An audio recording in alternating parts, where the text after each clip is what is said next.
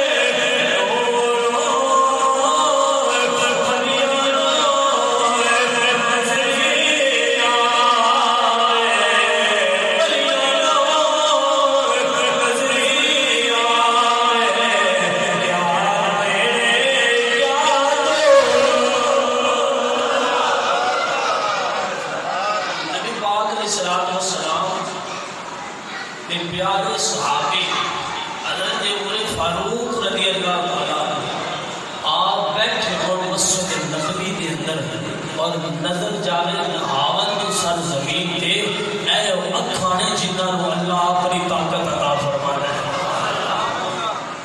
اے آواز ہے کہ اتنی میلہ